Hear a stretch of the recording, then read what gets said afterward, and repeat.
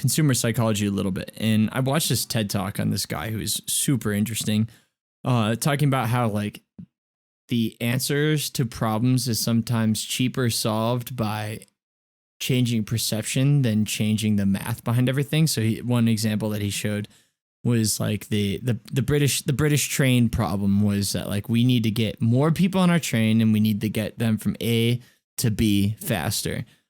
So they're like, we're gonna spend $2 billion on infrastructure, making bigger trains that go faster and are safer.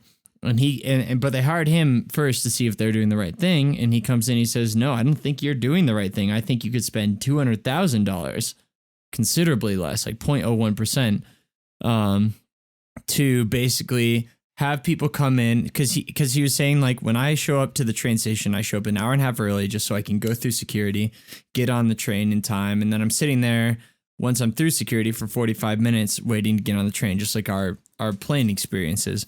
And he said, so my proposition is that you create an app that says I check in and gives you the option to get on one of the earlier trains once you get in. So like normally when you go through security, even on an airplane, this would work on an airplane, you go through security, you get there 2 hours early just in case anything happens, but almost never does anything bad happen, right? So then you're just sitting for 2 hours early. And while you're sitting there, if you're going to Chicago, you could sit there and watch 5 different planes go to Chicago first, right?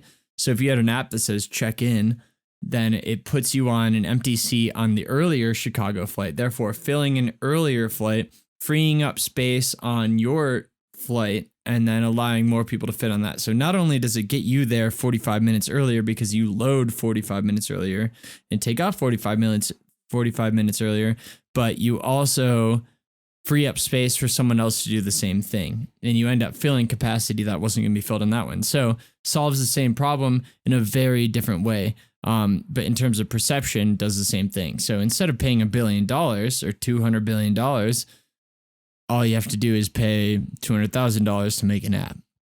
And that's kind of his argument, is that most of the time perception is the only thing that matters.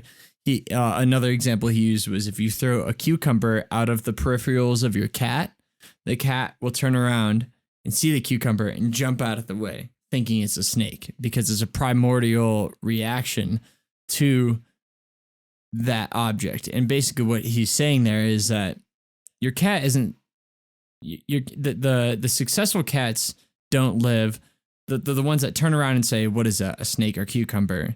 Those ones don't live, because every time that ends up being a snake, it eats them, you know?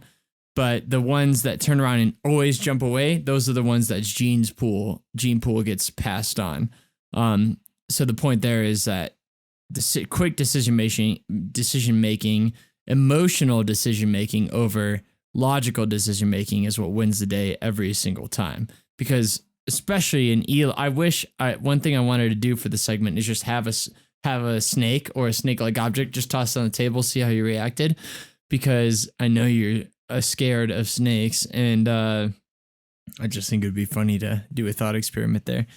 But the point is that emotion makes decisions, and for the most part, that's how people act. They act on emotion, they act on popularity, they act on no one wants to be an outlier, no one wants to be left out, that kind of thing. So moving into